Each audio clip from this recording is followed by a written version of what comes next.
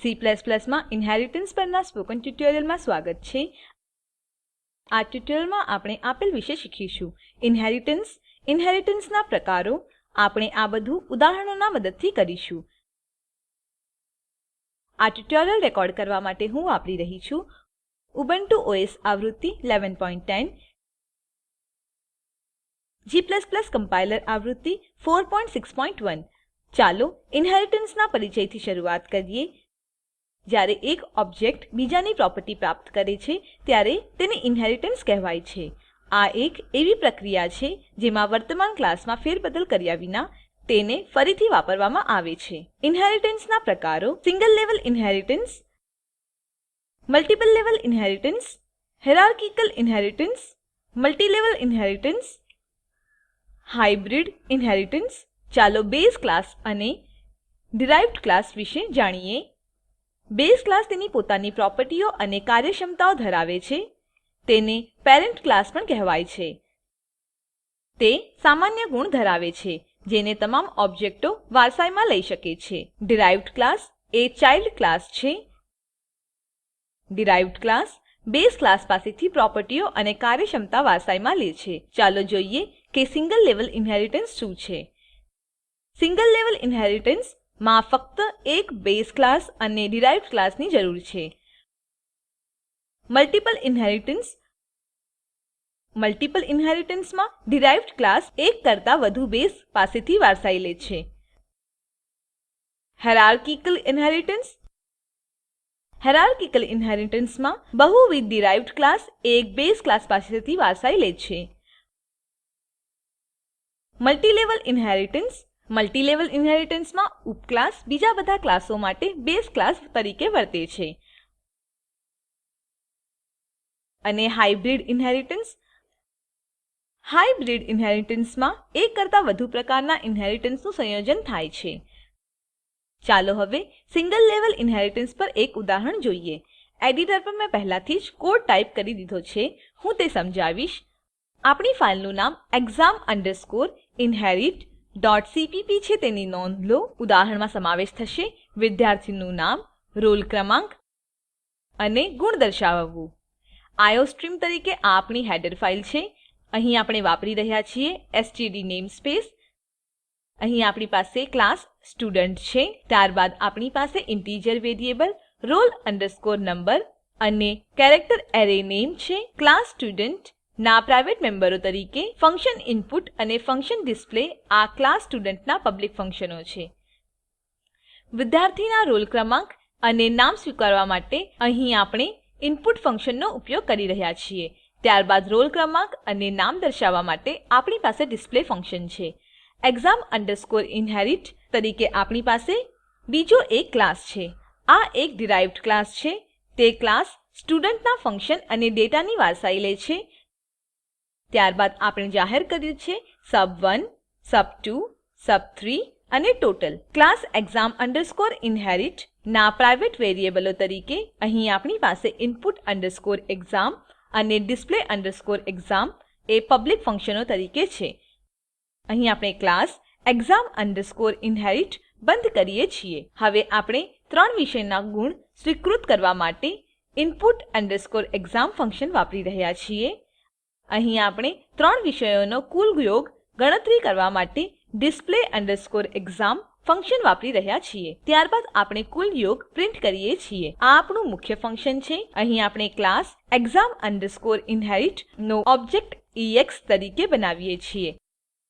ત્યારબાદ આપણે તમામ ફંક્શનોને ઓબ્જેક્ટ એક્સ નો ઉપયોગ કરી બોલાવીએ છીએ અને આ આપણું રિટર્ન સ્ટેટમેન્ટ છે. ચાલો પ્રોગ્રામ એક્ઝીક્યુટ કરીએ. તમારા કીબોર્ડ પર Ctrl Alt અને ટી કી એકસાથે દાબીને ટર્મિનલ વિન્ડો ખોલો. કમ્પાઈલ કરવા માટે ટાઈપ કરો g space exam_inherit.cpp space -o space exam. Enter દબાવો. ટાઈપ કરો ./exam અને એન્ટર દબાવો. અહીં તે આપેલ પ્રમાણે દેખાશે. એન્ટર રોલ નંબર હું 1 તરીકે દાખલ કરીશ. એન્ટર નેમ હું આર્યા તરીકે દાખલ કરીશ. એન્ટર માર્ક્સ ઓએફ સબ્જેક્ટ1 હું 60 તરીકે દાખલ કરીશ. સબ્જેક્ટ 2 માં 70 અને સબ્જેક્ટ 3 માં 80. આઉટપુટ આપેલ રીતે દેખાય છે. Roll number is 1, name is Arya અને ટોટલ is 210. હવે સમાન ઉદાહરણમાં આપણે મલ્ટીલેવલ ઇનહેરિટન્સ જોશું. કોડ મેં પહેલાથી જ ટાઈપ કરી દીધો છે. ચાલો આપણા એડિટર પર પાછા જઈએ. આપણી ફાઈલનું નામ multilevel.cpp છે તેની નોંધ લો. અહીં આપણે વેરીએબલ ટોટલને જાહેર કર્યું છે. ક્લાસ exam_inherit પબ્લિક વેરીએબલ તરીકે.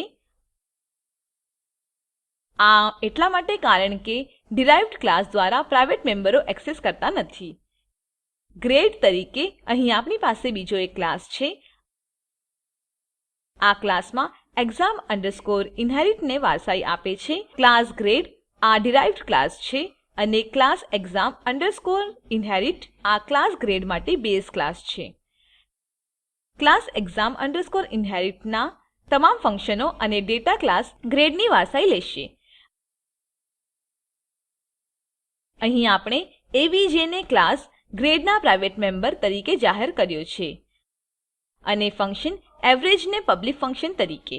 ત્યારબાદ આપણે ક્લાસ બંધ કરીએ છીએ. અહીં આપણે સરાસરી ગણતરી કરવા માટે એવરેજ ફંક્શન વાપરીએ છીએ. ત્યારબાદ આપણે સરાસરીને પ્રિન્ટ કરીએ છીએ. મુખ્ય ફંક્શન અંતર્ગત આપણે ક્લાસ ગ્રેડનું ઓબ્જેક્ટ જીડી તરીકે બનાવીએ છીએ. ત્યારબાદ ઓબ્જેક્ટ જીડી નો ઉપયોગ કરીને તમામ ફંક્શનો બોલાવીએ છીએ. gd.input input_exam, display_exam અને એવરેજ ફંક્શન. અને આ આપણું રિટર્ન સ્ટેટમેન્ટ છે.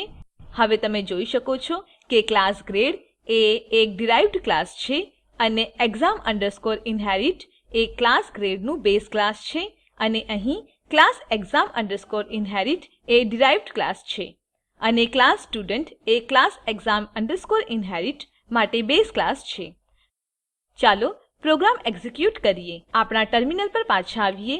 કમ્પાઇલ કરવા માટે ટાઈપ કરો g space multilevel.cpp space -o space mul.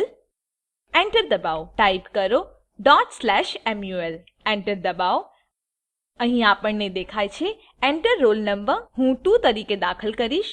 Enter name હું પ્રથમ દાખલ કરીશ. Enter marks of subject 1 હું 65 દાખલ કરીશ. સબ્જેક્ટ 2 માં 67 અને સબ્જેક્ટ 3 માં 82. આઉટપુટ આપેલ રીતે દેખાય છે. Roll number is 2, name is પ્રથમ, ટોટલ is 214 અને એવરેજ is 71. અહીં આ ટ્યુટોરીયલનો અંત થાય છે. ચાલો આપણી સ્લાઇડ પર પાછા જઈએ. સારાંશમાં આ ટ્યુટોરીયલમાં આપણે આપેલ શીખ્યા. ઇનહેરિટન્સ અને ઇનહેરિટન્સના પ્રકારો. અસાઇનમેન્ટ તરીકે ક્લાસ આકાર બનાવવા માટે એક પ્રોગ્રામ લખો. ત્યારબાદ ક્ષેત્રફળ અને પરિમિતિ તરીકે ક્લાસના 2 ફંક્શનો બનાવો. ત્યારબાદ ચોરસ, ચતુષ્કોણ અને વર્તુળ જેવા વિવિધ આકારો ના ક્ષેત્રફળ અને પરિમિતિ શોધો. નીચે દર્શાવેલ લિંક ઉપર ઉપલબ્ધ વિડીયો નિહાળો. તે સ્પોકન ટ્યુટોરીયલ પ્રોજેક્ટ માટે સારાંશ આપે છે. જો તમારી પાસે સારી બેન્ડવિડ્થ ન હોય તો તમે વિડીયો ડાઉનલોડ કરી જોઈ શકો છો. Spoken tutorial project team spoken ટ્યુટોરીયલના ઉપયોગથી વર્કશોપનું આયોજન કરે છે. જેઓ ઓનલાઈન પરીક્ષા પાસ કરે છે તેઓને પ્રમાણપત્રો આપે છે. વધુ વિગતો માટે contact@spoken-tutorial.org પર લખો. Spoken tutorial project A talk to a teacher પ્રોજેક્ટનો એક ભાગ છે જેને આઇસીટી એમએચઆરડી ભારત સરકાર મારફતે શિક્ષણ પર નેશનલ મિશન દ્વારા આધાર અપાયેલ છે. આ મિશન પર વધુ માહિતી આપેલ લિંક ઉપર ઉપલબ્ધ છે. spoken-tutorial.org/nmeict-intro. આઈઆઈટી બોમ્બે તરફથી ભાષાંતર કરનાર ભરત અને રેકોર્ડિંગ કરનાર હું જ્યોતિ સોલંકી વિદાય લઉં છું. જોડાવા બદ્દલ આભાર.